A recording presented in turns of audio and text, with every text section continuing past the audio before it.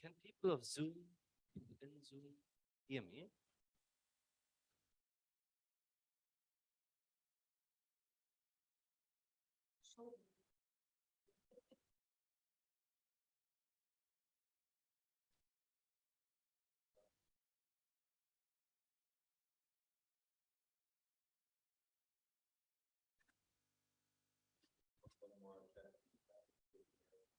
Good morning, everyone. Can people on Zoom hear me? No.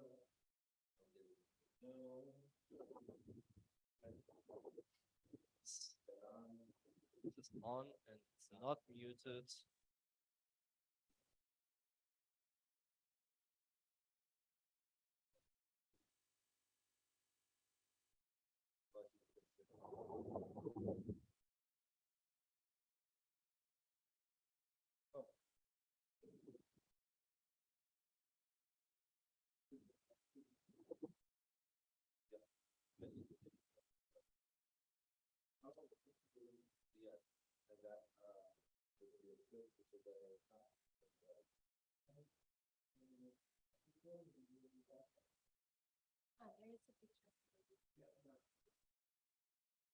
All right, but more important, can people hear me?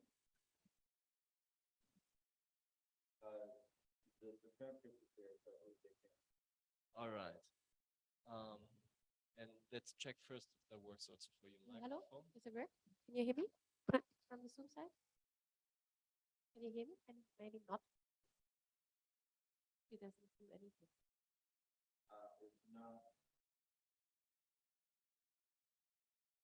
It's on. I don't know how on it has to be. Okay, is it working? Great. So, welcome everyone after these tech issues. My name is Anne-Kathrin. I will be your group chair, and I'm really glad to introduce Anne Schwab, Hausmann. I know Anne for several years now. She's like, thanks for that again. She's working at the department of the University Fechter for Economy and Sustainability, and is also one of the leading parts in the Gen Research Circle and several Gen projects. Roman is writing his PhD at the University of Vienna, commissioning processes, and also worked on other projects like Ecolis.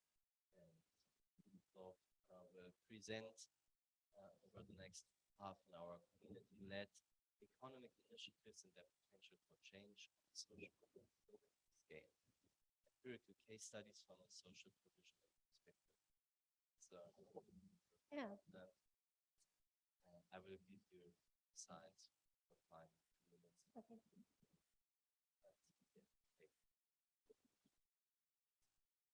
Thank you very much. I should request.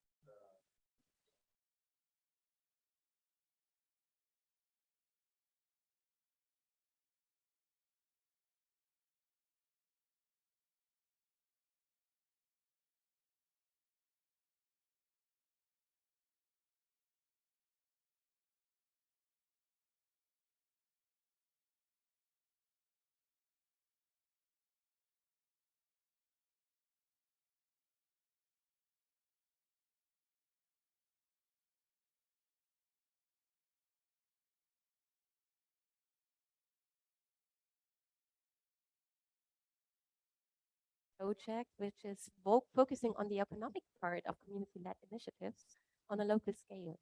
So it's community-led initiatives as drivers for economic change. Is it like this? And we are looking at, especially on provisioning processes. So what do actually community-led initiatives provide for the environment, for their surroundings? This is where we are, and I don't know how to proceed with my presentation.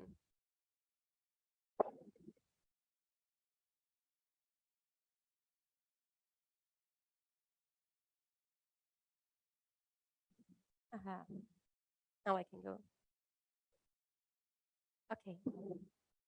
So we define community-led initiatives as activities managed by civil society actors from a particular community for the sake of actively restoring, maintaining, and creating ecological and social qualities at a local or regional scale. And we distinguish them from intentional communities that are more on a more intentional base and that are more like 5 or more people drawn from more than one family or kinship group who have voluntarily come together for the purpose of ameliorating perceived social problems and inequalities. Inequalities? Adopting and consciously devising usually well thought out social and cultural alternative in the pursuit of their goals. They share significant aspects of their lives together. Participants are characterized by well consciousness, seeing themselves as continuing group, separate from and in many ways better than the society from which they emerge.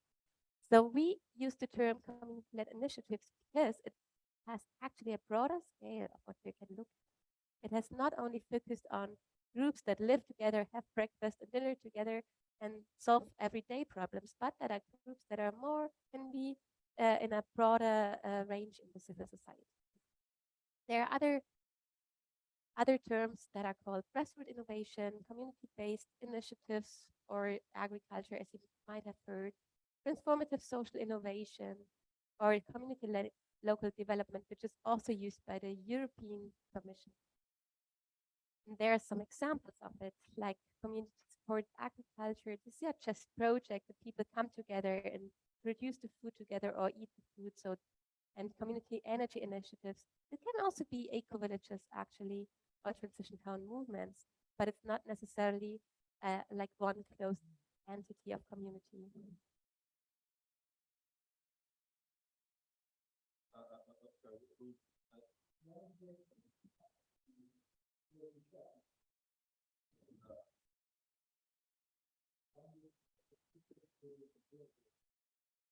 There must be just going. Okay. Maybe speak more slowly and we'll do it again. So, thank you. Seems to be really challenging. What we want to do here is to shed a new light on community-led initiatives or intentional communities with a rather economic perspective on social provisioning processes. So that could be, like, as you can see here, this is a community-based agriculture project, or here we have this energy solar panels, which can also be community-driven for this little hut. Can be transition town projects where they come together in a bigger neighborhood as co-housing or transition town, as you can see here. So what do we mean actually by social provisioning process or by local provisioning? So we define the sustainable local provisioning process of community-led initiatives as economic activities and interrelationships that aim to provide the local societal environment with goods and services in a social just and ecological sustainable way. So we look at all the different aspects of provisioning processes. You will see, I will explain that further. By sustainable, we mean be socially just, solidarity-based, human needs oriented, considering ecological criteria in production and consumption. And by local, we mean provisioning is induced and primarily driven by groups of citizens concerned with local needs, usually a small scale and place-based niche phenomenon. It's probably we all know that our perspective on community-led initiatives is not very mainstream yet. Initiatives might thus relate to one specific provisioning system. So for instance, community-based agriculture is based like on this provisioning process of food, but they're often organized as a web of activities. And this is actually what we observe. There are individual actors and mutual dependencies within these intentional communities, as I will show later. So the idea of this paper is a fundamental premise that community-led initiatives, in order to contribute to a profound transformation of the economic system, need to address the dominant economic institutions and structural conditions that produce unsustainable and provide provisioning process in the first place. So they actually like that they're as well usable in the same way as the others are usable. And this assertion is grounded that the economic processes and decision making are not only a matter of individual choice and rationality, but are rather shaped by the structural conditions of the context in which they take place. So we investigate community-led initiatives that create structural conditions that are more conducive to enable social and ecological favorable provisioning processes beyond the membership of the initiative. And they provide it on a local scale. Again, what is provisioning process? It refers to process of production, distribution, and consumption of goods and services with the aim to meet the needs of those who are participating. Then heterodox alternative to neoclassical economic theory, which is criticized for being ahistorical and asocialist, and is detached from the social and political dynamics in the real world. It's a broad framework for studying the economy. It's embedded in society and biophysical reality, the real world economy, as we say so. And processes are inherently social, political, and are deeply shaped by power relationships. So it's a broad understanding of provisioning processes. It includes market and non-monetary provisioning as well as social and cultural aspects. So we are looking at social structures, social agency as drivers of economic processes and outcomes. And we look at the material basis, which can be technology or resources. We're looking at the social basis, which is class and gender. We're looking at the cultural basis, which can be, for instance, values that are provided. And the basis of the economic shape is how the economy looks like, including social and ecological outcomes. So if you're looking at the material basis, this can be the state of technology provided, for instance, in this case by community-led initiatives, can be the physical infrastructure like factories or railway network, can be the availability of natural resources, biophysical realities, or climate or topographical conditions that is provided. On the social basis, we look primarily at social relationships, production, employment, ownership, relationships, also power relations, and something like class or gender or race. How is this addressed on the community-led initiatives? Looking at the cultural basis, we look at society-specific value system, norms, rules, beliefs, ideas, and that are often conveyed in forms of dominant societal narratives. So all the categories that I present are in fact instituted in many interdependent, transdependent, and recurrent ways to provide for the social process. For example, technology does not exist separately from social institutions, and societal relations are in turn structured around a tool base. Likewise, flora and fauna are embedded sometimes to extinction in a social and actually technical process. So having this in mind as our theoretical basis, where we're coming from, we designed the research with the questions, how actually community-led initiatives engage in local provisioning processes shape these three bases of provisioning? What evidence suggests that community-led initiatives induced bases are more conducive to social and ecological favorable provisioning? What causal mechanisms enable or constraints community-led initiatives' potential for favorably influencing these three floors? And the objectives of the study are the theoretical contribution to the literature about community-led initiatives by linking it to established heterodox economic theories, and a qualitative empirical study to explore the impact on structural conditions for local provisioning. Our methodology is a qualitative multi-case study on 3 cases according to the process of ground theory and theoretical sampling. We have 3 German cases. The first one is Schloss Tempelhof, which is close to Kreisheim, pretty south in Germany. The other one is Hinterkamm Kassel. Those are 6 communities in and around Kassel, pretty central Germany. And the other one is not that far away from Kassel, like an hour away. It's a very new initiative. It's called Region of Change in Waldkappel that started with the Fuchsmühle just 2 years ago. So far, we have collected 20 semi-structured interviews, 3 focus group discussions, a lot of documents, of course, and we have focus ethnography in all cases. And we're coding this material by the coding paradigm of ground theory. We have, at the moment, we are in the process of having first results of our cases. So I'm not presenting the final paper. I'm actually presenting work in progress. So I will introduce you to the 3 cases. Now it's the more fun part of this presentation. We're looking at Schloss Tempelhof, which is actually around 150 people. It's 12 years old, this community. It's a huge complex of buildings. It's a big castle they bought. Actually, it's very expensive, and they put in a lot of money. It's been bought by people around 40 to 50. It was a tiny group of 5 people, and they built up this huge project. It's about 150 people living there at the moment, and they have a huge community. They're very famous. They have built the Earthship. They did a lot of media attention for that Earthship. It's a really well-structured economic working community. If you want to enter, you have to have at least 30,000 euro to enter.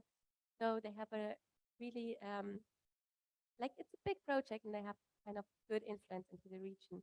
In this picture, you can see a festivity on the 1st March, where they actually invite all the people from the local environment, from the villages around. And they are well known. They have big agriculture there and provide the area with their goods and services. It's a very stable and economic, innovative ecological community. It's very stable in a German global eco-village network, and it's in a very remote rural area, and it's a strong construction. They had put a lot of work in. So as I see Schloss Tempelhof in the moment, it has like a big community, as you can see in the center, has alternative agriculture, some provisioning process, like an alternative school that is quite seen in the area around, and activities in and for the region, for instance, also with project by the German ministry funded, and provides a lot of businesses by the community members. I'm just wondering whether I have the,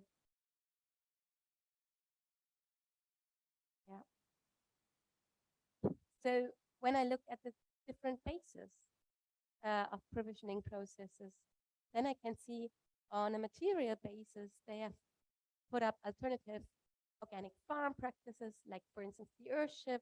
They have a lot of infrastructure built up in their home, like sustainable businesses, spaces for education, and the alternative school. On a social basis, actually, they have very innovative decision-making formats that they are also spreading to the local association, as for instance, for the soccer association. With a Gen partnership, they supported the local initiatives in the villages around, and supported also the local authorities in the villages around. When you look at the cultural basis, with the education and decision-making and agriculture, they have a lot of relationships to the population and to the local authorities, and have organized cultural events for the region, but they're also influenced by their values and what they're actually doing the region around them. Our second case is a little bit more complex. It's the Intercom Castle. And this is like 6 communities. You can see here, for instance, the community Niederkaufungen, which is a little bit farther away from Kassel. And they have provided, for instance, this membership store. They have a lot of practices, like they have blacksmith and construction work going on, big solidarity-based agriculture. And as I see the Intercom Castle, it's a very interconnected community of several communities. It's a very interesting case, actually. So there are 6 communities. Each community is based on a shared economy. They have 30 years of experience. Actually, the Commune Niederkaufungen, as you can see here, was the first community, and it influenced the establishment of all the communities around. And in every single community, which is between 15 to 60 people, they actually have their own provisioning processes. They provide businesses themselves. They have all different approaches on their shared economy. They have all different systems on it. And altogether, I would say it's a community around 250 people, but it's all organized in these little tiny communities themselves. And as I tried to show here, there are a lot of exchange processes going on. There's this solidary, like community-based agriculture, which is actually serving especially communities that have no access to land, for instance, the Villa de Commune in Kiel, with fresh vegetables all over the year, and there are other provisioning processes provided. So in every of these communes, and what combines them actually is a strong political approach and a strong economic approach. They really want to change something on the way they are living on their own. So I just collected some aspects. I'm not showing you all of them. On a structural, like on a material base, you can see there's a lot sharing agriculture in land plot. Here, they even share land plots. So like 2 or 3 communities are actually working on the same land plot for providing agricultural goods. They provide also their membership store where they're all members. They have many different small businesses like yoga. There's an enterprise called Track Case where they build boxes, and some of the people from different communities work there. They have seminar companies. They have community consultancy, handcraft education and workshops, and all different things. Campaigning room actually provided in an urban setting for political groups to meet and to bring up their ideas. On a social basis, there's a free flow of goods and services within these communities until a certain degree, actually. So we help each other, they help each other very much with their services, and when there is need provided in different settings. And for instance, a seminar company, when there's cooking needed, they come in. There's shared ownership within the community and a network of communities. Formers are collectively deciding about values in the project, and they meet like every month to exchange what is going on at different communities. So they have community internal structures and community external structures. Thank you. On a cultural basis, they provide a lot of political education, seminars for interested people, guide them around in the different settings and communities.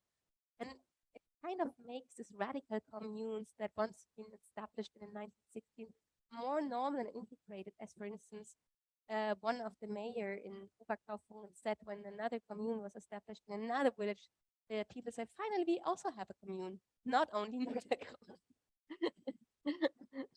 So they're kind of proud of that, what the communes actually provide on their social and cultural level. And they actually do a lot of construction work with these old buildings within the villages that are established even better nowadays. The third case we are looking at is actually a very new community. It's not even 2 years old. It's a bunch of young people going there between 20 and 30 years old.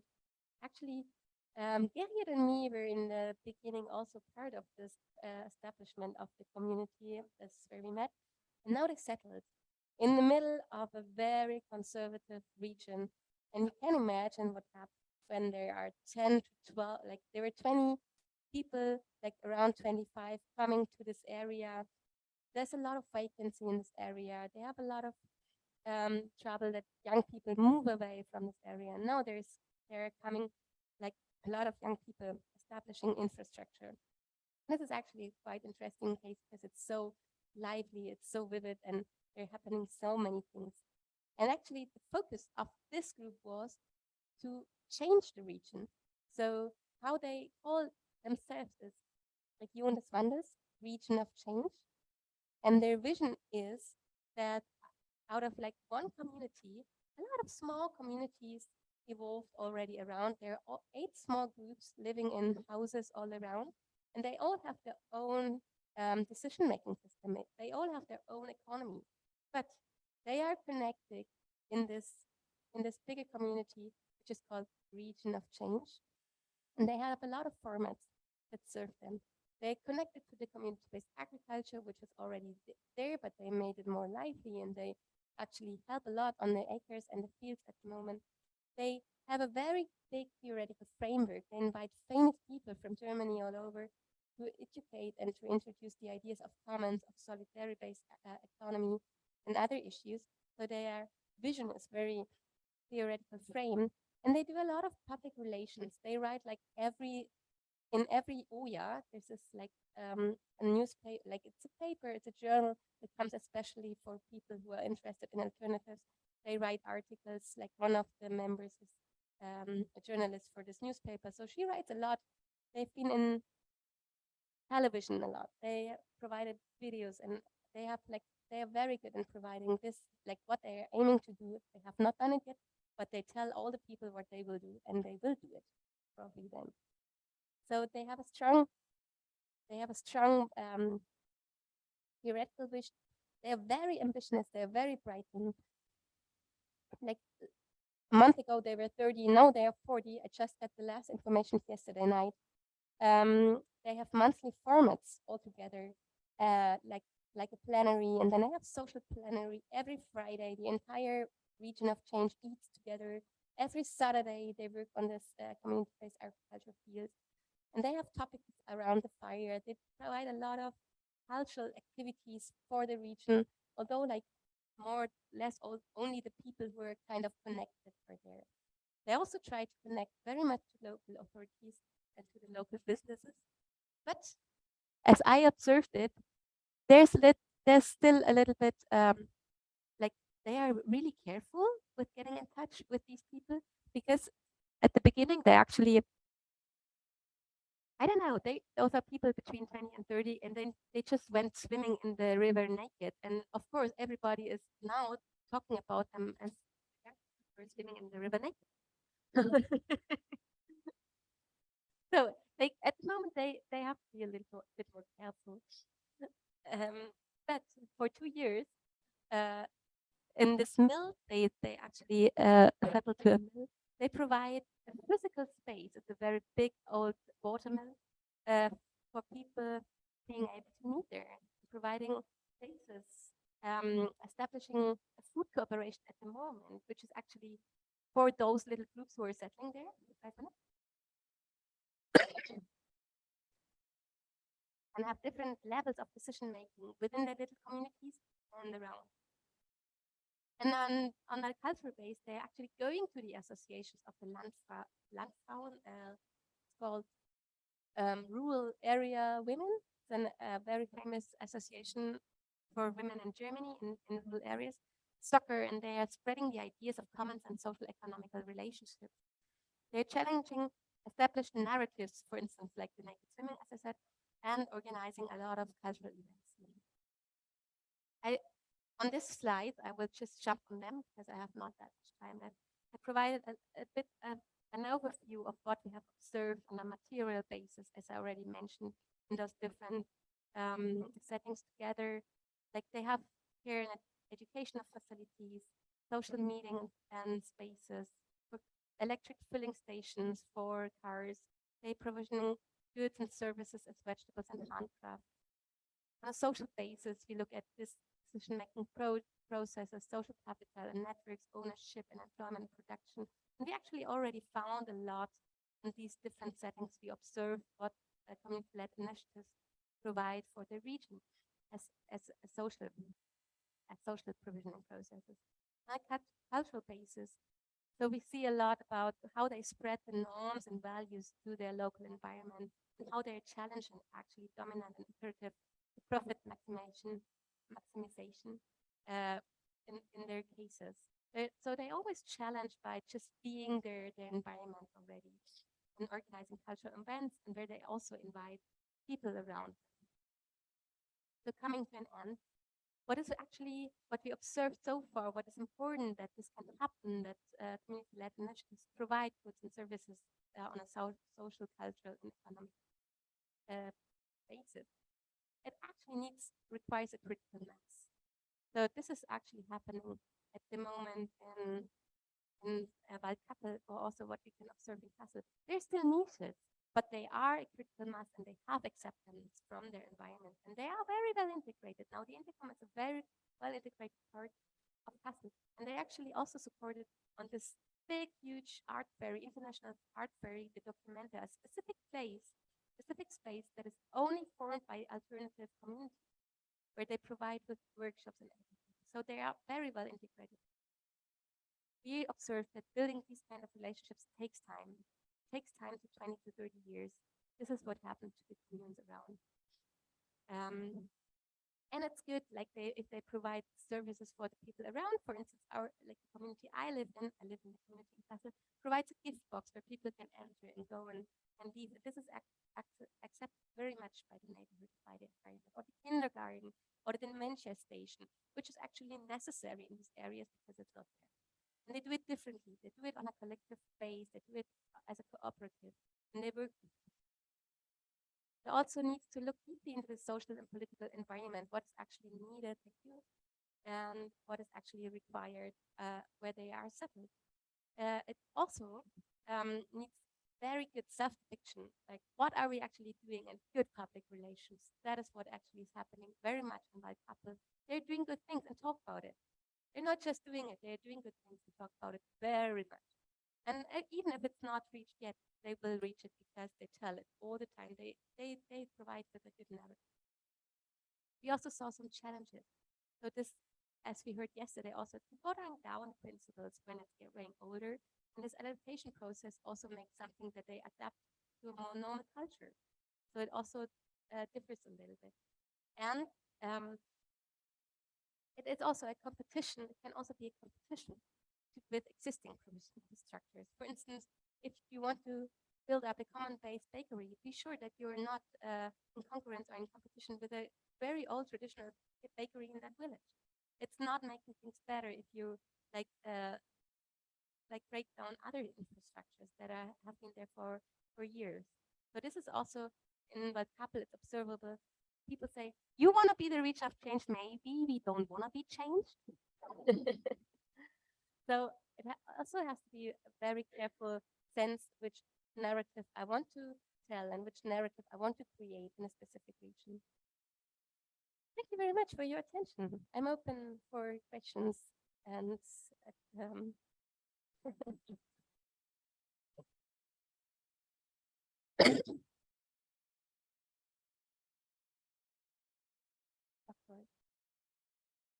I would propose that we have our second presentation now, and then some time for questions, and dialogue. you also want.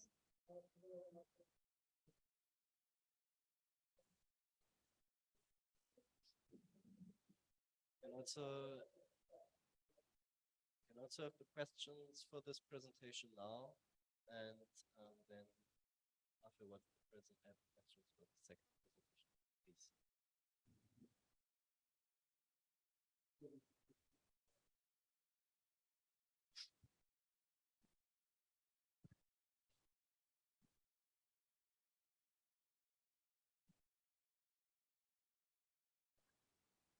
Thank you. Can you hear me on the mic, and the Zoom people hear me in the virtual world? Am I okay to speak? Fantastic. Thanks, Ray. So I think this is a fascinating example. It's such an interesting example, and I think the provisioning is an interesting way to look at them. But I suppose I'm asking about the magnitude and speed of change. So it seems like you're talking about a story of over the 30 years, an increase in the number of communities, an increase in the way in the number of people, an increase in the amount of provisioning services they have. And I'm wondering how far that goes, and whether that is a steady, slow increase, or whether it's a rapid increase just now. So what is the potential for scaling up even more? Well, in these three cases, I actually observed that in the third case I introduced with the region of change, it's going so quick because they have such a strong vision on exactly on that. They actually want to spread that. They actually want to be in contact with the locals. They actually want to have this idea scaling up of commons in the region, of solidary economy in the region. So actually, I think it's about the vision of the project. So I would say Tempelhof never had in the vision the idea of providing all that for the environment. It was about bringing up a community and bringing up like social businesses for them and seminar company maybe, and maybe they provide a school for the children because I think it's important, but they didn't have like this outreach to the region around. For Commune Niederkaufung and Intercom, I would say they were foremost focusing on we want to focus on an alternative way of economical living. We want to share our economy. We want to show that there's actually possible, and we want to live that utopia and that ideology together. And then, like the other communes were founded and took up the idea because they actually thought it's a good idea, and so they became a network. And none of these communes has the idea of reaching out so much into the local sphere, but they actually do. So I think it's kind of happening by coincidence. And then the third, example, it happens by purpose. So I think this makes a difference. And they are really fast in doing it. Thank you. Really fascinating talk.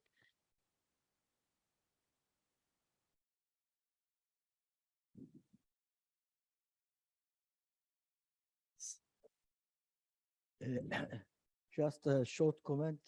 You say it need 20 or 30 years to build trust. So I just want to say it's never stop. It's not 20 or 30 years in each community. And so here, all the time you need to build trust. It's never, it's an everlasting process. That's true. Of course. Yeah. And still, it is like, it has to be shown that they are actually doing serious things. And that has been shown, for instance, in Niederkaufungen or in Tempelhof, that there are serious people doing serious things and they actually provide things for the environment. And this has to be proved. So these young people in Waldkappel, they're like, the environment looks at them and the mayor is very friendly, but they look at them, show me first what you can provide for us. Show me that you take it for serious and that you're not gone in 2 years. So I think this needs to build up. Like they are staying, they take it for serious building up in this area. They want to do something for this area. And I think this is kind of, this needs kind of time. It needs a generation, I would say. Well, a little bit. Thank you very much. Yeah, thank you very much.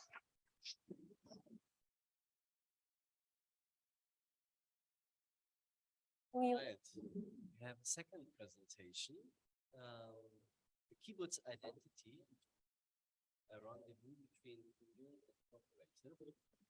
And I would be really glad if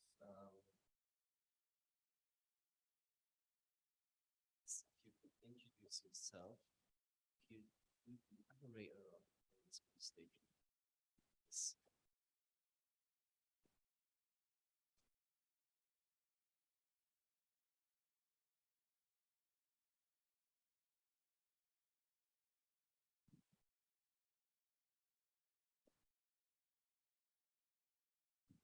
Yes, that looks great. We have the slides. So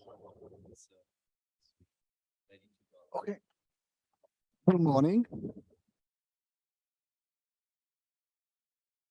I'm Shlomo Getz, the head of the Institute for the Research of the Kibbutz, and my presentation is with my colleague Michal Palgi from the same institute.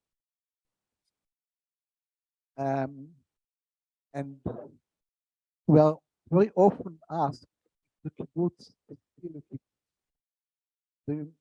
Many have an imagination of the kibbutz as it was 50 years ago, 60 years ago, 70 years ago, as a commune, as almost a pure commune. And now the kibbutz has changed, and then the question is, the kibbutz still a kibbutz? question is a question of definition. And well, we can ask, well, definition is something very unimportant. What's the difference? How you define the commune or not a commune? The important is what it is, how it functions. But I think that this question is not only about definition, but about classification. We usually classify things in science, and not only in science, to different families. And so to what families does the kibbutz, the new kibbutz now, belong? And more important, question is not only of classification, but also of identity. What is the identity of the kibbutz? So it starts from just a mere classification to this question of identity. So first slide, please. So the question is, what type of organization it is now? Is it still a commune, a cooperative, regular capitalistic enterprise, or just a neighborhood?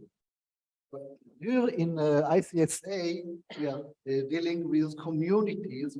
We started as a communal organization, we turned to communities, and we never speak about cooperatives. But cooperative may be something that has some relation to communes and even maybe to community, I mean intentional community. But first, let's see what is the traditional kibbutz that most of us has now in mind. What are the principles or the values of the kibbutz? By the way, they are the same as every commune. Every commune. So I point out 6 points. There are voluntary membership in a commune or in a kibbutz. You choose to be a member, and you choose when to leave, if to leave or to stay. Direct democracy is one of the most important things. I mean, everything is decided by all members, almost everything is decided by all members in different mechanisms. Common ownership of all the assets. And when I say common ownership, I don't mean that every member has a share of the property. So the properties belong to everyone, but doesn't belong to anyone. It means that if you leave the kibbutz, you don't take your share with you. You don't have any share. But as long as you're a kibbutz member, you are the owner with all the other members. So it's a very special type of ownership that is specific to communes, and as we will see later, also to cooperatives. Equality among members, it's almost obvious. That's one of the most important principles. Every one of them is important. Self-labor, that means that the commune, the kibbutz, provide its own work. Kibbutz members work in the kibbutz assets and only in the kibbutz assets. And no one from outside come to work in the kibbutz. I mean, the hired workers is not preferred, and even kibbutz is against that because it's a kind of exploitation of work. If you hire someone and you pay the salary. So all the kibbutz members are perfect word works in the kibbutz and not outside, and mutual responsibility. Now, mutual responsibility says that the commune of the kibbutz is to take care of all its members of all aspects of life, economic aspects, health, education, or everything that you can think about. Now, mutual responsibility is not mutual help. Mutual help that means that I want to help my neighbor, so I'm helping. If I don't want, I don't. Depend on my own decision what to do. If my friend or my neighbor or someone in my community has any problem. But mutual responsibility means that the kibbutz as an organization has a responsibility for every one of his members. and it doesn't have anything to do what I, as a member, think about it. If I love it or not, if I think it's good or not, the responsibility is the community responsibility and not the person who is responsible. So the famous say is that from each according to his ability, to each according to his or her need. I work in the kibbutz, and never mind if I'm professional or not, because my ability is not to be a professor or to be a doctor or to be an engineer, but I can be just blue-collar worker. No, it's not Karl Marx. It seems that someone else before Karl Marx wrote it. I don't remember his name, but it's quoted as Karl Marx said. It's not. But anyway, I think that Karl Marx will accept it. But that's not the question. The question is that in the kibbutz, every member work as he can and get everything that he needs according to his needs, and not according his salary, because he doesn't have anything. All the income of the work they are belongs to the kibbutz, and the kibbutz provide everything. In a perfect world, we can say that a kibbutz member in that type of kibbutz can live in the kibbutz without having to leave it for any moment, because they get his housing, his health, his education, his food, everything he get inside the kibbutz, and theoretically don't have to leave the kibbutz because everything is provided by the kibbutz to him, and he provides his work and his social or cultural contribution to the kibbutz, not only work but also activities or cultural or social activities after. So that's the classical kibbutz. It doesn't never exist as that, of course, but those were the principle, and the kibbutz, as many other communes, are very close to that ideal type. But now we have a process that I wouldn't like to explain why it happened, but we see in the last 30 decades the decommunalization of the kibbutz. And the end, not the end, the actual size of the process is described here. Yes. So what does it mean now, renewed kibbutz, as it is called officially in Israel? Now there are differential salary based on value market of work. Remember what was finished? Everyone, the finish of the previous slide. Everyone according to his ability. Now, everyone according to his value market. That means that there are difference in salaries between members. And there is private consumption and payment for service that derives from the first principle, first change. If you pay for work, that means that you have, if the kibbutz pay you for your work, that means that you also charge you for what you get from the kibbutz, for all the services, food, health, care, education. Another process is ownership of houses and some of the kibbutz assets. Now, ownership of houses, I don't want to go deep in that, as problems with the government of Israel, with the authorities. But the principle is that kibbutz member decided that they can own their own houses. It doesn't belong anymore to the kibbutz. That means that there are also private the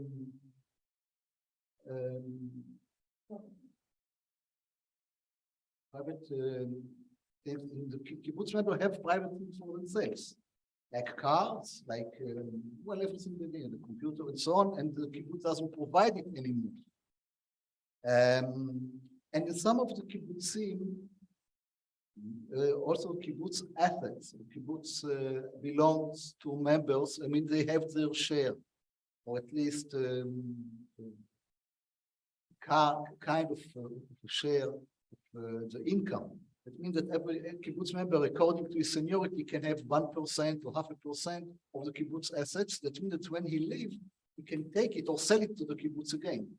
That's not as it was before, common ownership. And many office holders and workers are not kibbutz members. So if I said before that kibbutz have self-labor, it's not anymore self-labor, but also some of the managerial offices are done by non-kibbutz members. And kibbutz members now, most of the, not most, 50% now works outside the kibbutz, not anymore in the kibbutz. They are professional, or the kibbutz can provide them work. So now the kibbutz doesn't have to provide work to everyone. And about 50%, it depends in each kibbutz, 50% of kibbutz workers, of kibbutz members work outside the kibbutz. But kibbutz continue to keep mutual responsibility among members, as I described before, and kibbutzim continue to keep democratic practices on major decisions. Those two elements are still elements of the commune still exist on the kibbutz. So the renewed kibbutz now is about 85% of kibbutzim are called renewed kibbutz. We have 270 kibbutzim in Israel. We have about 37 or 38 kibbutzim. There are classical kibbutz that I described before. The majority is the kibbutz that you see in that slide. So what it is now, it is still a commune. I think that most of the trade that I show here say that it cannot be considered as the commune anymore. So what it can be? So I turn to another alternative, it's a cooperative, and I want to show the 7 principles of the cooperative that was formed in 1995 by the ICSA, the International Cooperative Alliance, and they are as such. And I want that while I'm citing them, think of a commune and if it can also apply for a commune. Voluntary and open membership, that means that you can join and leave the cooperative whenever you feel. Democratic member control, member economic participation. Well, that means that if you want to become a member of a cooperative, you have to pay some amount of money, usually very simple, very small, to be a part of the community. You just say, well, I want to be a member, and you have to show your seriousness by paying some of the money. Autonomy and independence, that means that cooperative is independent. It doesn't have any authority that is above him or some owner that owns the cooperative or nothing else. The cooperative belongs to only to its members. Education, training, and information is one of the principles that you see. I wrote you a question mark about the kibbutz and not only about kibbutz, because I'm not sure that the kibbutz now and ever now invest in education to cooperative principle or to commune principle. And you cannot hold any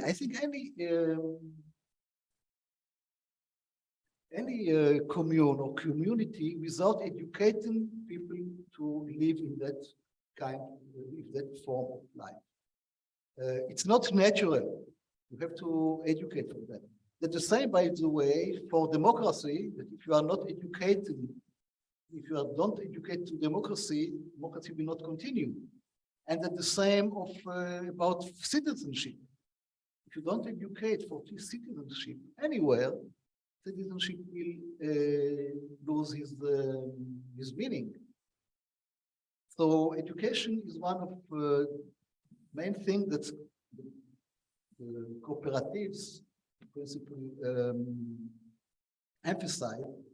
And I think that also in cooperative, they don't know exactly, as far as I my impression, how to do it in the right way. Cooperation among cooperatives, that's very interesting.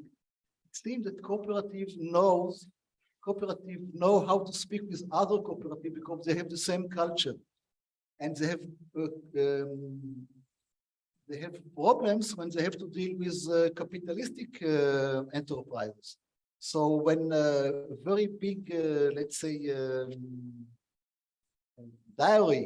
cooperative dairy in France wanted to do business in Israel, they prefer to do it with a very big cooperative of milk in Israel and not with any capitalist enterprise because they have the same system, they know the language or the culture. So cooperation among cooperatives is something that lead to success, and concern for community, not only for your own community, but also to the surrounding community. And I think all our community that we are here are concerned for community. So we can see that the renewed kibbutz have all the principles, or almost all of them, about education. It's something that you can do, but it's not a contradiction to anything. So we can say that renewed kibbutz is cooperative, and we've finished the story, but not because there are contradictions between some of the traits of cooperative and the kibbutz. Let's see the first one. About 50% of kibbutz members work out of the kibbutz. Now, imagine a cooperative of workers that have a plan, let's say metal plan. All the members of the cooperative work in that plan. They cannot work whenever they want.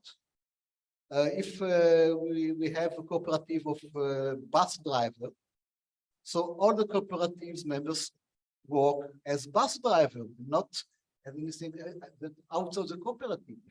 But if 50% of the members doesn't work in the kibbutz, so how can it be a cooperative? It's not a worker cooperative. Worker cooperative means that all the workers work in the cooperative.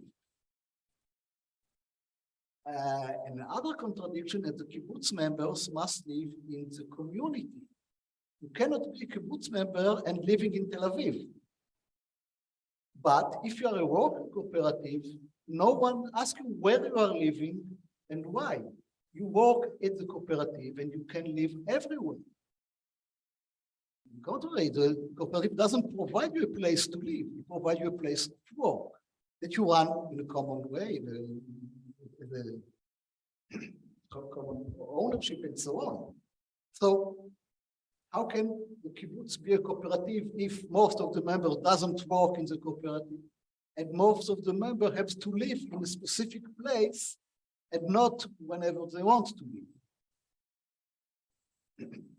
And if we think about a second kind of cooperative, the consumer cooperative, so the kibbutz is not anymore, it used to be, to provide all the needs, but now it's not, it doesn't provide any needs of the member, as a consumer, because kibbutz member receives their salary, and they have to buy all the stuff that they want whenever they want. So the kibbutz provide some of the services, but only if it's profitable. Let's say the dining hall, that was one of the signs of the kibbutz. Most of the kibbutzim is closed. Why? Because members prefer to prepare their own food at home. It's cheaper than buy the food at the dining hall when you have to pay not only for the food, but also for the work, for the maintenance of the building, and so on. So it's more expensive. So you prefer to eat at home, to prepare your own food, to cook at home. And then the kibbutz decide to close the dining hall because we have only expenses. The same, let's say, from the kibbutz laundry. The kibbutz members, there was a laundry, kibbutz puts their laundry at the kibbutz and let them after a week or 2 weeks sometimes. free of charge, of course. Now you have to pay for the laundry services. So most of the kibbutz members prefer to buy a washing machine and do it at their home because it's cheaper than buy the services. So the kibbutz, most of the kibbutzim close their laundry. So kibbutz continue to operate services only if the kibbutz have profit of that services. And in most kibbutzim, most of the members doesn't want to use kibbutz services because it's too expensive for them. And the services that are organized by the kibbutz and still exist are very few, and those that doesn't cost too much money, or those that you have to do because by law. Good example. In the other end, the kibbutz concern for its member, what you say, the self,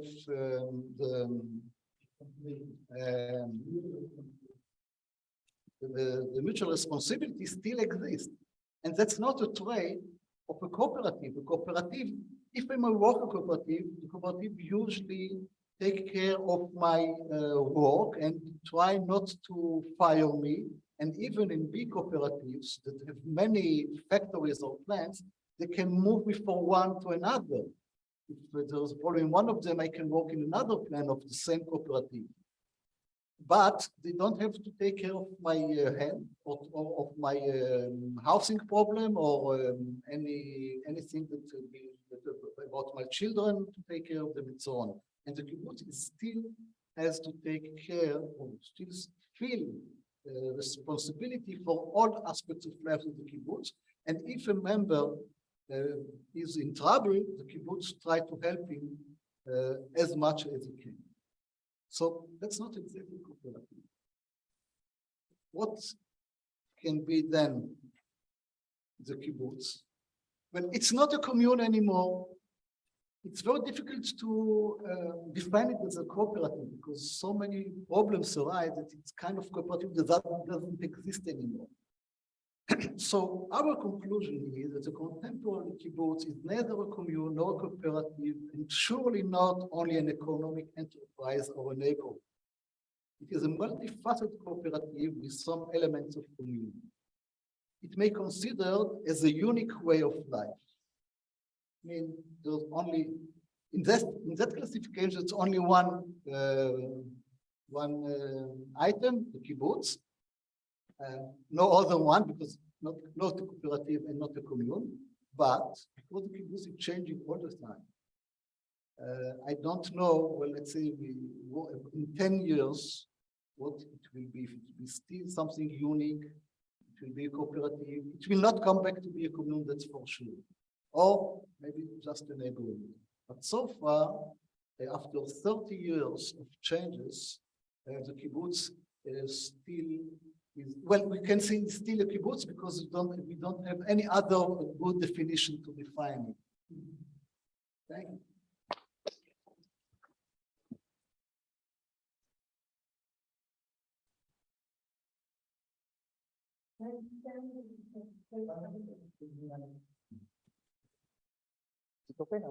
Yes. Hey, does Michal be available to answer questions while I talk to you whether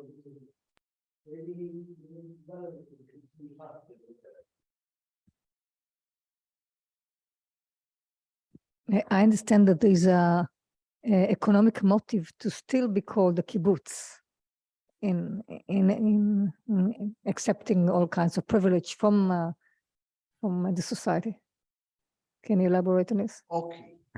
Well, the kibbutz is a special case because the kibbutz is defined and by the Israeli government or regulation, and has some regulation that are about taxes, how to tax the kibbutz, because it's not personal taxes.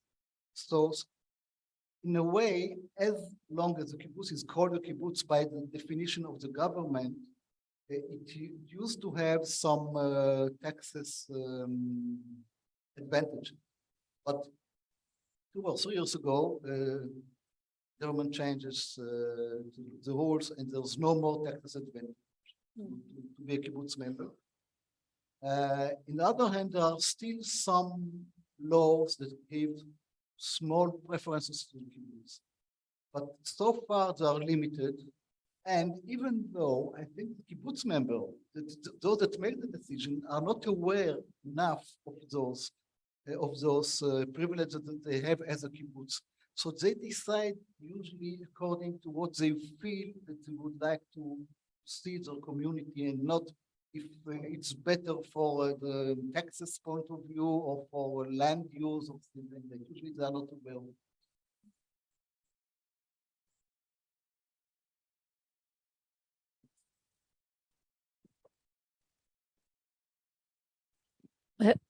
Thank you very much for that inspiring speech. I really enjoyed it. And I actually was thinking a lot about, I'm living actually in a commune in Germany, and we are also a cooperative.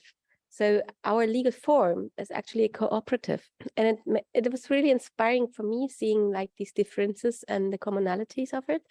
And what inspired me most is that actually there is no legal form that in Germany or in Europe that actually has the ability to combine that.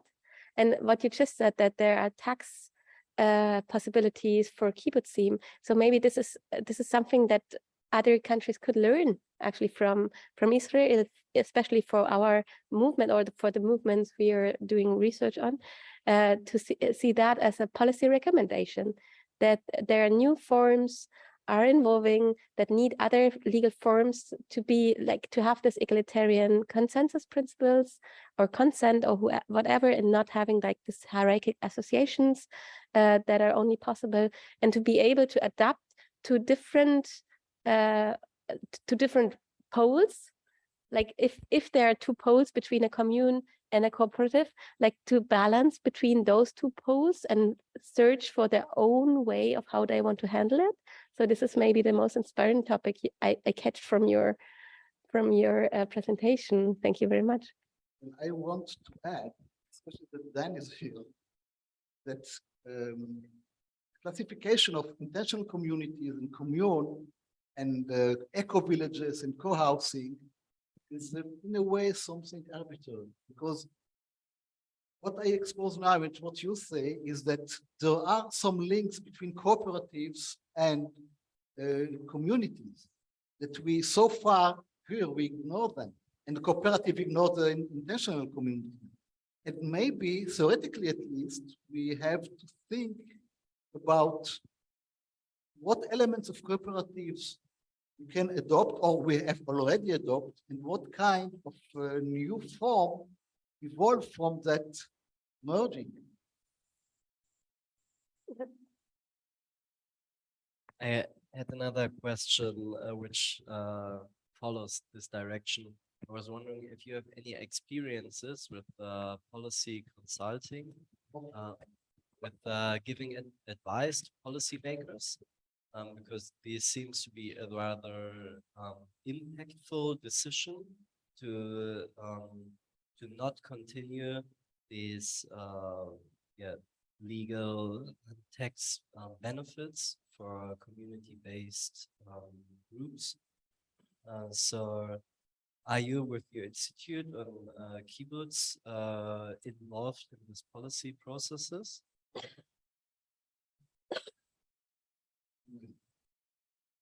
That's a question that I have difficulties to. We are a research center. Yes. We are doing research. There are other institutes that deals with advising in Israel, and not only in Israel. So the main thing that we have to think about, to my opinion, is about something that we spoke a lot in this conference, about community building. Community building is a very, I don't know if it's new, but it's a very evolving process. Many are dealing with that, how to build a community. And I think that when you change your way of life, if you can use practices of community building that fit the way you live in, you can make advantage of that. But I don't have any recommendation because it's not. I'm more in theory and describing and doing research and not about applying them so far. Maybe we do that after we have enough experience. But can I add what Shlomo said, that in the kibbutzim movement, we have it's where Shlomo works, it's one institution, but we have a lot of institutions that dealing to build the community, but also to influence on the government policy. So for example, Yesodot, it's a kind of institute that he deals how to influence the members of the parliament, how to suggest a policy of a cooperative, of building community that take care of the interest of all the kibbutzim movement, and not just the kibbutzim, you know. They have also a special settlement in the Israel that's called moshavim. It's not the same as village, if you know what is done. How you say moshav? It's moshav in Hebrew, a special village, because it's not the same like a village. It's a cooperative agriculture village. Okay, and the kibbutzim movement that now is over 120 years have a lot of experience, and they try, the institutes, to influence outside the policy of the government or inside to help the kibbutzim to deal with all the changes and how to keep the core value of the kibbutzim or maybe change them, but what is still a kibbutz way of life, a communal way of life. And Shlomo and Michal, that I see, we are with Michal, Shalom, אם את רואה אותנו, searching what's happened in the kibbutzim and investigate and search all these changes, but they don't deal with how to influence of the government policy. May I ask, because to me it seems like quite a significant change if there was like an extra legal framework for kibbutz and that comes with like tax benefits. I expect this to be a big change and big influence or big deal, game changer for those communities.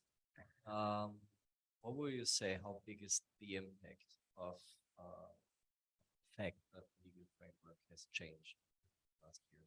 The impact of the changes themselves? Yes, but of the legal changes.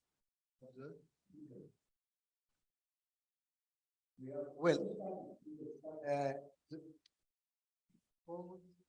kibbutzim function under the Israeli law.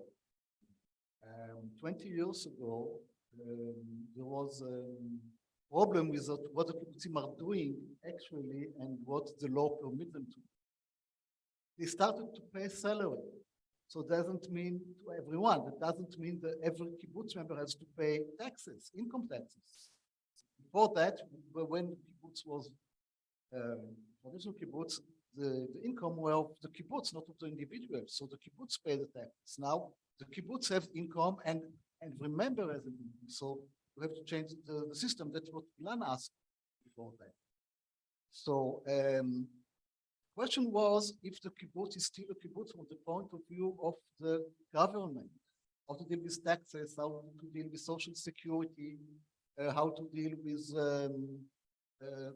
ownership of the kibbutz on assets. It doesn't belong to the kibbutz or to its member and so on. So it's called a legal problem. So the government make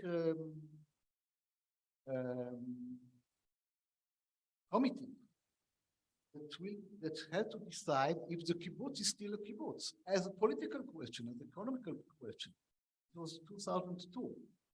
And this committee decided that there is a new type of kibbutz that is called the renewed kibbutz. That's what I described. And it is still maybe called as a kibbutz. That means that we don't have to change the law, the regulation of the kibbutz, because it's still a kibbutz. And the government accepted that. It happened in 2005. Now, all the time we have problems with the government of the authorities, not the government. The authorities of Israel about all kinds of regulation. I mean, the kibbutz, as I thought before, the kibbutz want, or the members of the kibbutz want to be the owner of their own home, their own house. But the house belongs to the kibbutz, not to any individual. So the authorities make many problems when to change the law or the regulation that every kibbutz member will be the owner of this kibbutz. And it's for 20 years that they didn't solve that problem. So the kibbutz, most of the kibbutzim decided to do that, but cannot do that because of the regulation of the administration of the state. So there's many problems between the government and the kibbutzim that want to change and cannot do that as they want. By the way, many cooperatives have the same problem because the regulation in many countries doesn't know how to deal with cooperatives that is also common ownership. That's one thing that the ICA have to do in every country or every state. Yes, could I ask a question? This really has to do with your conclusion about the uniqueness of the new situation that has evolved in the kibbutzim. And I certainly appreciate all the particulars that do make it unique. But as a scholar of Camp Hill, I've continually been fascinated that the process of evolution that's happened in the kibbutzim, away from a purely communal model, has also happened in Camp Hill, a network about the same age, but without much mutual interaction.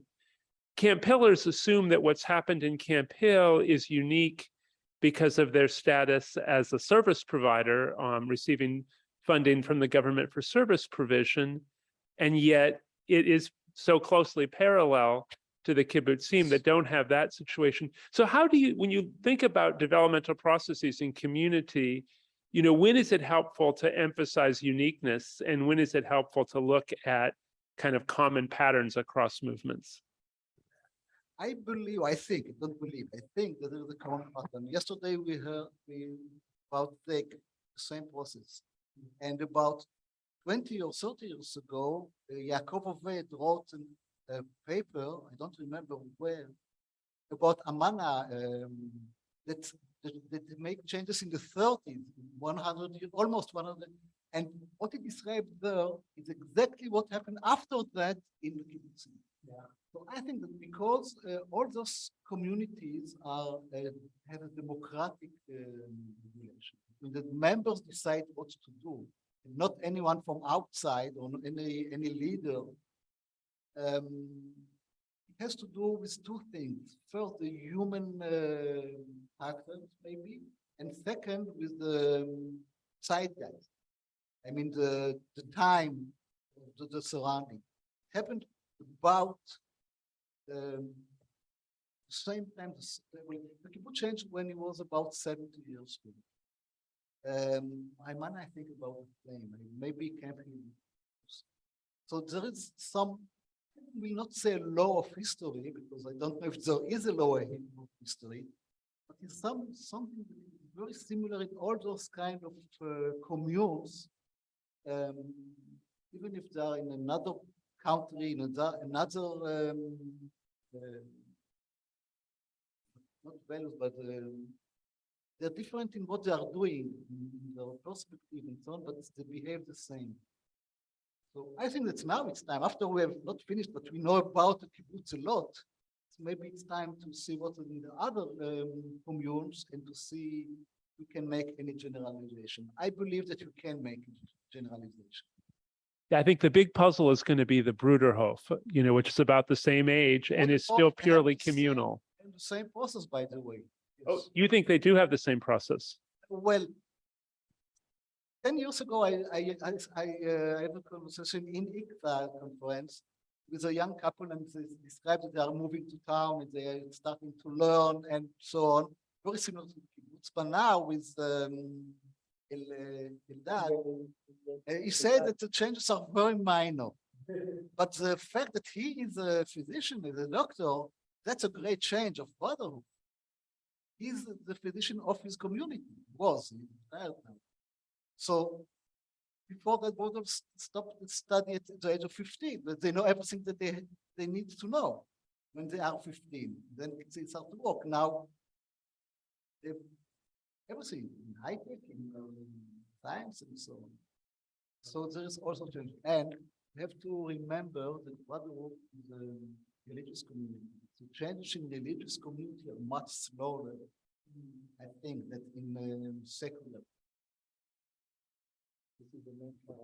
Just Okay, adding, we're making a seminar about just adding to your last sentence, I think, and your question is whether there is some similarities in those communities that are still commune, you know.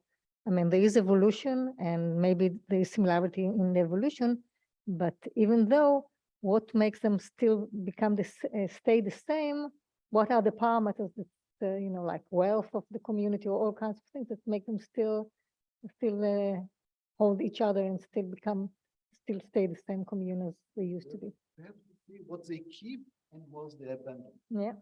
Maybe that's similar, I don't know.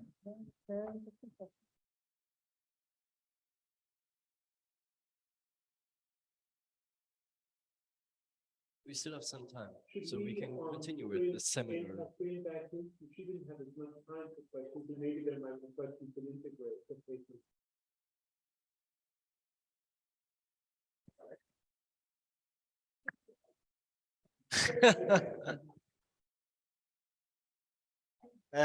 Michal, want to add something to the discussion?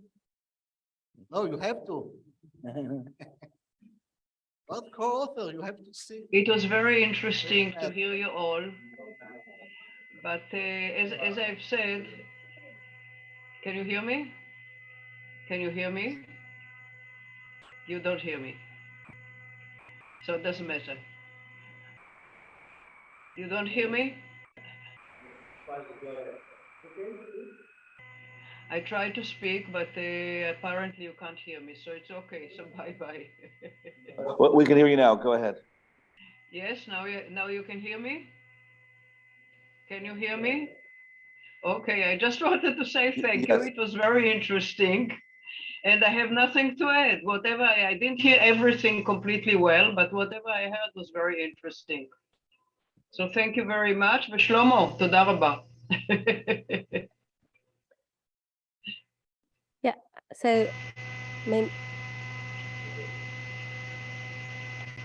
thank you. Like connecting these two presentations, maybe I was looking, or I am currently looking how to, like in which domains and which dimensions of sustainability, for instance, we can scale up or we can provide the community-led initiatives, ideas, values, system, what they're actually doing for a broader society. So in this presentation, I focus on the economic dimension. In others, I'm looking more at the political scale, communication with local authorities or policy institutions. Like, is there, how do kibbutz handle that? Like you said, they have a formal legal form by the Israeli government, but is there any provisioning processes, or do they provide anything for their local environment, not only for their community? Could you observe that? Wow, that's a good question. About providing something to the environment, the kibbutz in its history was one of the building of the state of Israel. But you have a very, very important national role. Because of specific characteristics, because members of the kibbutz could leave their families and go outside the kibbutz just to join the army or to do some very important national mission. that not anyone can do because he has his family and he have to work. And because of the attitude of the kibbutz, of course, that it was that he is a tool, let's say, to the nation building. But after the state was established, well, there's no need anymore of the kibbutz. Let's say in large, not exactly. State take over all the responsibility. So now the kibbutz, the renewed kibbutz is searching for what kind of national mission he can have, not regarding only his surrounding, but the large scope. And to my opinion, so far, didn't find a way how to show his capacity to the Israeli society. So kibbutzim are doing something that I feel that are minors like electricity, green electricity, more and more. But that's because it's you can profit for that, not because it's important. Well, of course, because it's important, but because the government encourage that and give and that means that you earn money if you make some solar. And the kibbutz have many land, many roofs, so kibbutzim are full of solar panels. But it's not only because it's a green thing, but it's because it makes money. So that's really interesting because I think like we're like very much focused on the eco-village movement, and maybe you have heard about the global eco-village network, and I see there are a lot of similarities, but you name it differently. So I just want, well, they obviously look for social premises. They look a lot like this is like what the eco-villages or the communes or this the intentional communities are standing for. So I'm just wondering whether there could be a good connection, and actually this movement has adapted a lot by the kibbutzim movement or by the kibbutzim. And so do you see any connections, like for instance, as you just mentioned, in the ecological dimension, in the economical dimension, like to provide maybe not only sorry for that, like not only a nation, but also like a global movement for that, you know, because I think there's another duty or another important aspects through community? Or is that, it seems to me so focused on this single part, but I think what you explained in your presentation, kibbutz have way more dimension in terms of sustainable lifestyle and terms of sustainable livelihood as it's obvious. You want to see?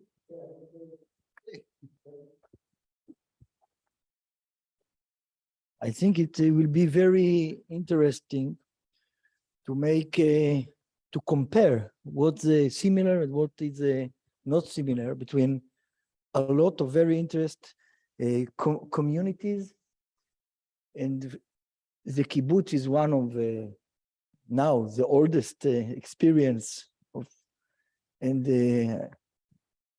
even now, yesterday we heard what happened in Zeg, and also like we talk, it's maybe it's a challenge to make a comparative studies that we see. For example, we take some parameters, and we, for example, the tension between the energy that you take to build the inner community, the relationship between the members of the community and the outside. How you influence and make relation with the community, with the cities, the towns, whatever, like you said, the naked people that, and how you build you channel your energy to influence outside, not inside. This is, for example, one parameter that we can check in comparative research. The second one is a generation problem. The kibbutzim now have almost 5 generations that lived in the kibbutz. And in many other communities, dealing with the problem. the second generation that born in the commune or the community, is it need to stay, want to stay? What's happened with him? And the third parameter, they have a lot. With this, I've finished, is how you preserve the core values. And the main values. What we see also in the kibbutzim and also in Zeg, that it's very hard all the time to preserve the main value, and changes must be.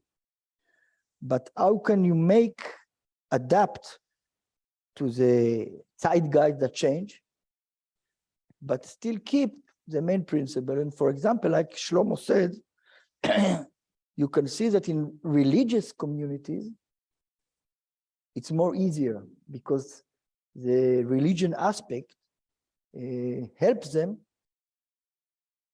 to prevent all the dangers from outside to get inside the community.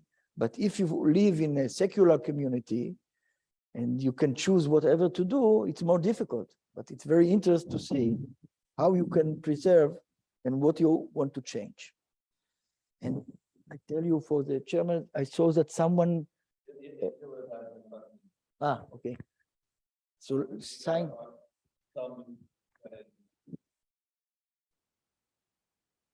Say name. I will tell him. Okay, we see that you want to ask something, to say something on the Zoom. 1 minute. Yes. Can you hear me?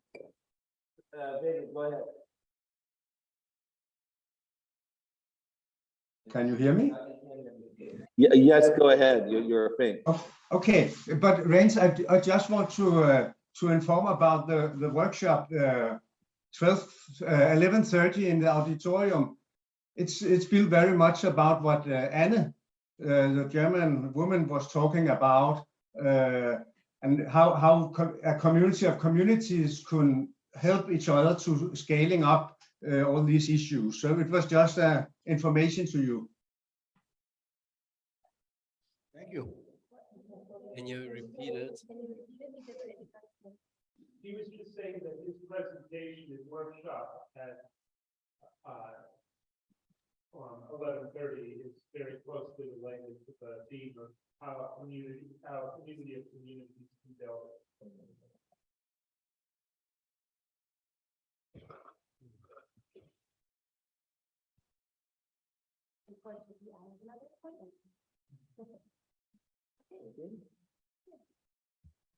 Yeah, thank you very much, everyone, for presenting, for our intense dialogue, for the support. Thank you.